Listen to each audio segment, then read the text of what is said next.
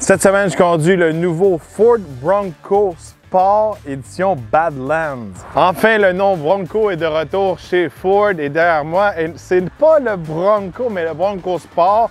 Alors, Ford a introduit dernièrement deux nouveaux Broncos. Le petit qui est derrière moi, le Bronco Sport, et le Bronco qui va vraiment compétitionner contre les Jeep Wrangler.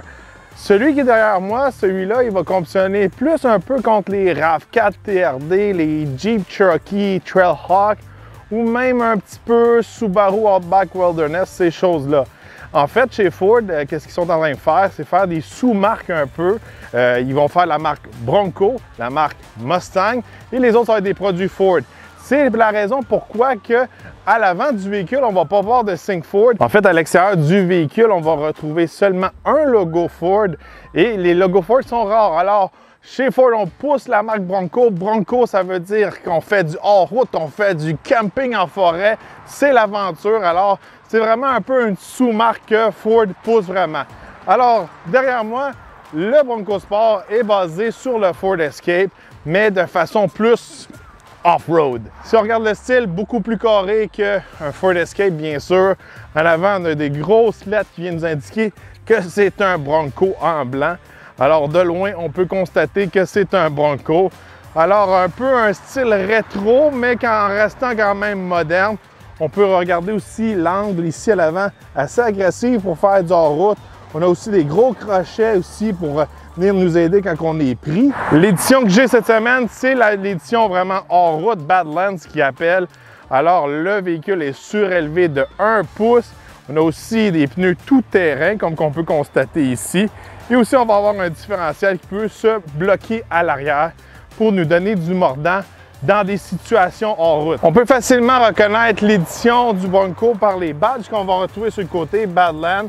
Une fois qu'on va avoir le vrai Bronco à l'essai, vous allez voir, il y a plusieurs types d'éditions, je pourrais dire, avec différents noms. Alors, chacun va avoir leur badge sur le côté. Un des gros avantages côté design qu'on peut remarquer sur le Bronco Sport, c'est vraiment comment ils ont fait le design du toit. On peut remarquer ici que le toit va monter comme ça. Alors, même si le véhicule est d'un petit gabarit, on vient donner vraiment de l'espace pour la tête, pour les passagers à l'arrière. C'est un gros avantage. Aussi, le rack sur le toit, regardez, c'est pas juste pour amener des vélos et des bicyclettes. On peut littéralement en mettre une tente pour faire du overlanding sur ce rack-là. Alors ça, c'est très cool, un autre avantage du Bronco. Maintenant, si on se déplace à l'arrière du Bronco, encore une fois, on a des grosses lettres en blanc. Il y a nous indiqué, c'est le Bronco Sport. Et on a le fameux seul logo Ford qu'on va retrouver sur le véhicule juste ici. Alors, on peut constater, la priorité, c'est vraiment la marque Bronco et non Ford. On peut constater qu'on a un hitch, on peut tirer jusqu'à 2200 livres avec le Bronco Sport. Ici, on a deux options, il est marqué Glass puis Door. Alors, on peut peser seulement sur Glass si on veut.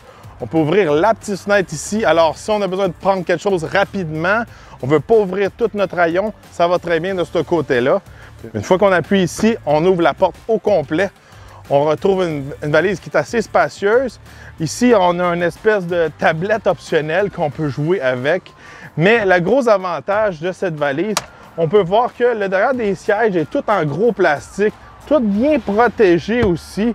Pour mettre des trucs qui sont sales, en fait, Ford, ils disent qu'on peut mettre 2 bicyclettes de montagne une fois que les sièges sont baissés à l'arrière. Gros avantage si vous êtes un sportif. Un autre truc qui est assez cool avec le Bronco Sport, c'est les petites lumières ici qu'on peut jouer avec. Alors ces lumières-là, on peut les contrôler avec un contrôle dans la valise. Et même si le véhicule ne fonctionne pas, on peut avoir de l'éclairage au-dessus de notre tailgate. Alors si on fait quelque chose ici, on a besoin de l'éclairage, c'est fantastique, c'est très bien pensé de ce côté-là. Et en plus, ici, caché ici, on a un ouvre-bouteille ici. Fait que si vous avez votre ouvre-bouteille, vous en avez toujours un dans votre Bronco Sport.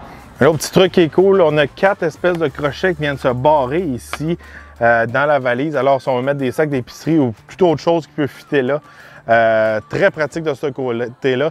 C'est très bien pensé. Alors, le Bronco est vraiment fait pour faire de l'aventure, du sport, aller faire du camping, etc. Puis il y a beaucoup de petits trucs tout alentour du véhicule qui sont bien pensés pour ça. Vous allez voir, c'est tous ces petits détails-là qui sont super pratiques, qui font d'un Bronco la marque Bronco. Bon, si on passe à l'arrière, quelque chose qu'on peut constater sous les tapis, autant en avant qu'à l'arrière, tout est protégé en espèce de caoutchouc.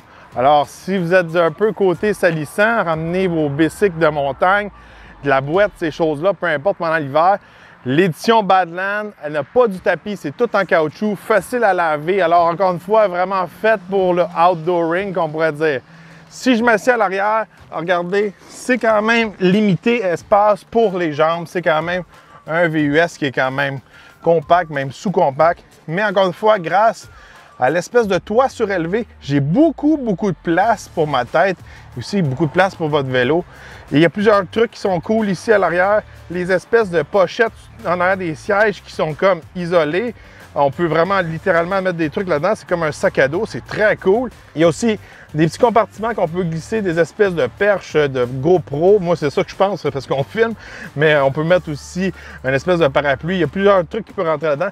Alors, beaucoup de rangements, super pratique. Et aussi à l'arrière ici, il y a plusieurs fonctions un peu à la style militaire qu'on peut mettre des accessoires qui vont s'attacher là. C'est très cool de ce côté-là.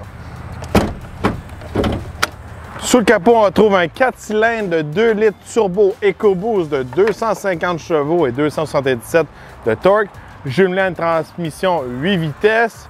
Alors, de ce côté-là, c'est le moteur qu'on trouve dans l'édition plus équipée comme le Badland. On peut avoir aussi un 1,5 litres qui a un petit peu moins de pouvoir. Selon moi, le 2 litres est bien adapté, autant côté puissance et économie d'essence. Le 1.5 est un petit peu petit pour le gabarit du véhicule. Alors, je crois que le 2 litres vient donner vraiment un bon compromis entre l'économie d'essence et la puissance et aussi l'utilisation au quotidien.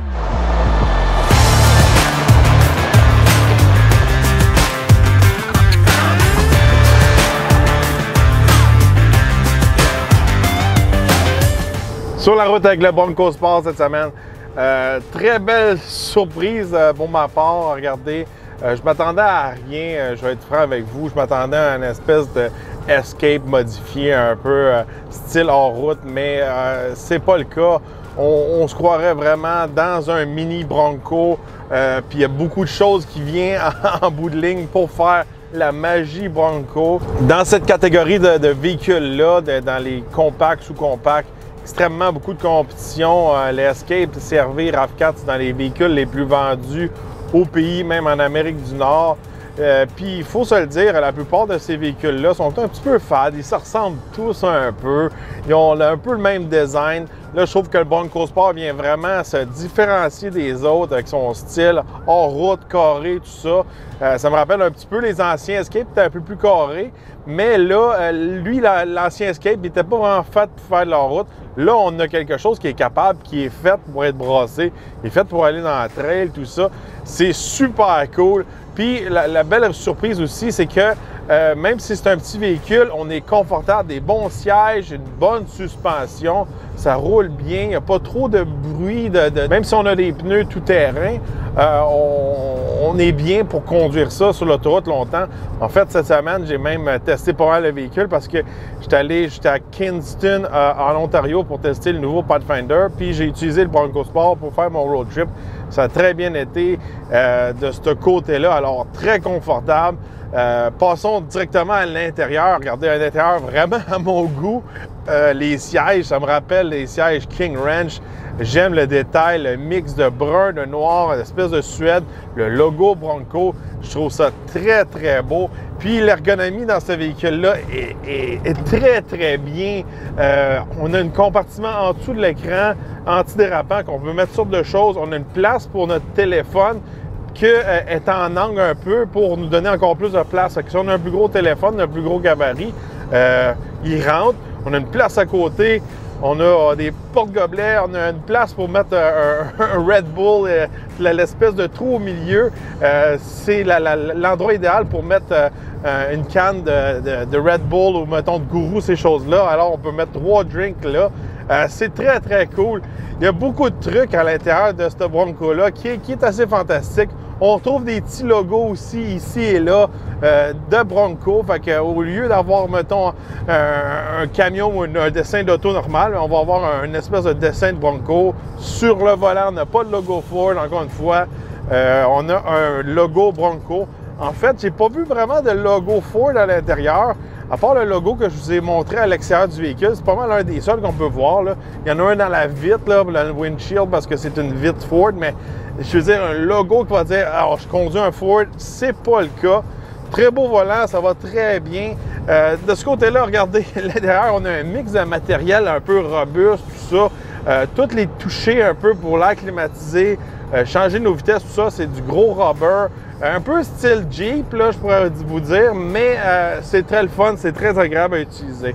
Un des gros plus du modèle Badland que je conduis cette semaine, c'est vraiment le GOAT Mode. Bon, pourquoi il est marqué GOAT mode? Fait que c'est vraiment, ça veut dire Goes Over All Terrain Mode. Donc, on a plusieurs modes qu'on peut changer. Puis à chaque fois, on a une animation qui va changer devant nous. On peut le mettre en mode rush, tout ça. En mode rush, ça va venir nous donner la caméra en avant de nous. Fait qu'on a une caméra pour faire de la trail en bas de ça. C'est très cool, là, regardez. Beaucoup de modes qu'on peut changer. On peut mettre en mode sport aussi, mode neige. Vraiment fait pour toutes les conditions, toutes les saisons, tout ça. Puis c'est un gros avantage aussi avoir la petite caméra en avant, surtout quand on va dans une trail, ces choses-là. C'est le genre d'affaires, des fois, qu'on ne retrouve pas toujours dans la même catégorie de véhicules. Fait que ça, je m'amuse avec ça cette semaine. Un autre gros plus, à l'entour du GOAT Mode, on a plusieurs boutons. On a le Traction Control qu'on peut enlever. On peut locker notre 4x4. Fait que si on est vraiment comme l'hiver, ces choses-là, on ne veut pas rouler en espèce de traction avant, on peut le barrer pour qu'il reste toujours en 4 trous motrices. Si on veut l'économie d'essence, on peut le mettre un peu plus en style 2 roues économique. Puis aussi, il y a un autre bouton ici, c'est pour barrer notre différentiel à l'arrière. Quand on est un petit peu plus pogné, on peut bloquer notre différentiel.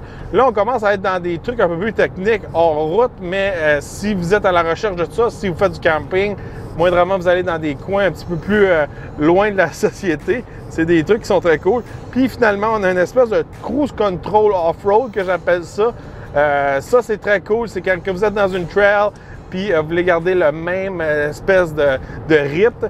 Ça, c'est vraiment un cruise control qui va vous aider à garder votre vitesse, mettons, à très basse vitesse. Puis aussi, il va adapter le système de traction en conséquence. Fait que des trucs très cool qu'on retrouve à l'intérieur du Bronco Sport. Bon, côté performance, on a le 2 litres EcoBoost en dessous du capot à cause qu'on a le modèle Badland. Je trouve que je prendrais pas un plus petit moteur, disons. Je trouve que des fois, comme j'accélère, puis c'est juste correct.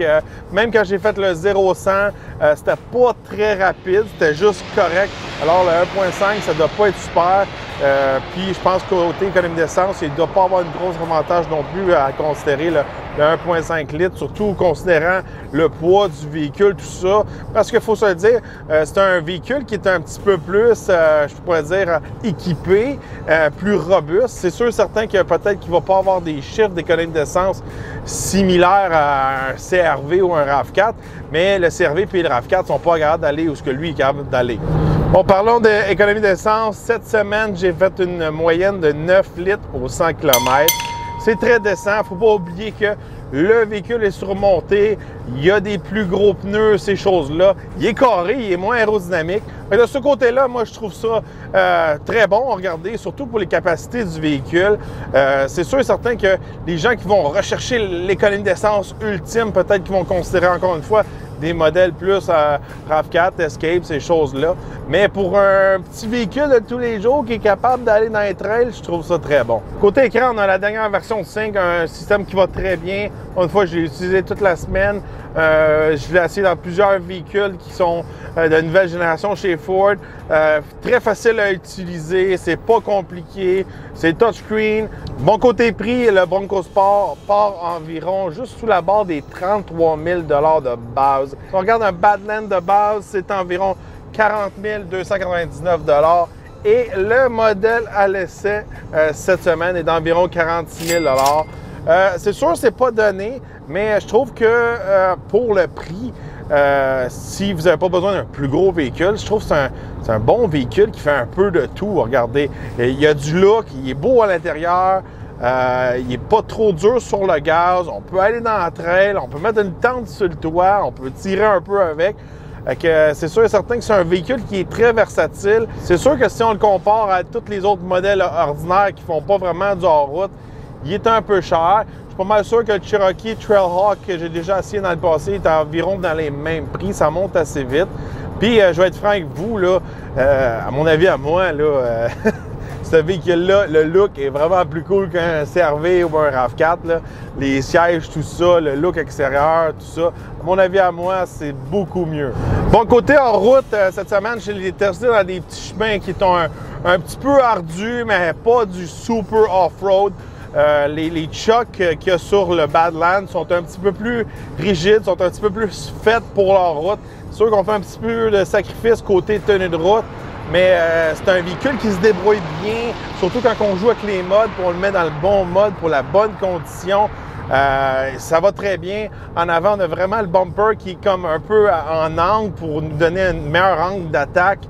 De ce côté-là, en plus, il se revire bien. Il y a vraiment un bon rayon d'action, je pourrais dire, quand on le revire. Un peu comme un Jeep, je pourrais dire. C'est des choses qui sont importantes. Des fois, quand on est dans une petite trail, un petit chemin, c'est important d'être capable de faire un bon petit U-turn rapidement. Puis, c'est ça qu'on trouve avec le Bronco. Fait que, si vous avez vraiment une bonne trail, là, regardez. Oui, ça va pas suivre le Wrangler puis le Bronco dans des trails hardcore. Mais la plupart des chemins qui sont ouverts moindrement, là, puis qu'il y a une coupe d'auto qui a passé, ça va passer pas mal n'importe où. Fait qu'en gros, regardez, très, très agréablement surpris cette semaine. Je comprends la nouvelle brand Bronco. Oui, c'est un peu inspiré de Jeep, ces choses-là. Mais très belle surprise. Je trouve que c'est un très bon véhicule, le Bronco Sport. J'ai hâte d'essayer le vrai Bronco, là, le gros Bronco qu'on pourrait dire. Mais j'espère qu'ils vont faire d'autres petites versions ou peut-être des plus gros. Je ne sais pas exactement c'est quoi le futur qui nous attend côté Bronco. Mais je sais que Ford veut mettre vraiment l'emphase pour faire comme une espèce de sub-brand qui est vraiment Bronco. Même peut-être des concessionnaires Bronco. Ça, je trouve ça très, très, très excitant. Ça se démarque des autres, c'est lifestyle, c'est cool. On n'a pas le même design que toutes les autres. Puis, je vais être franc avec vous, là, dans cette catégorie-là, le Bronco Sport est rendu vraiment mon numéro 1 à moi et de loin. N'oubliez pas de vous abonner à la page. Aussi, je vais mettre en description plusieurs liens vers nos pages Facebook, Instagram, TikTok, etc. Dites-moi dans les commentaires comment trouvez-vous le Bronco Sport. Est-ce que vous êtes content que Ford ramène la marque Bronco? Et on se revoit dans un prochain Essai routier.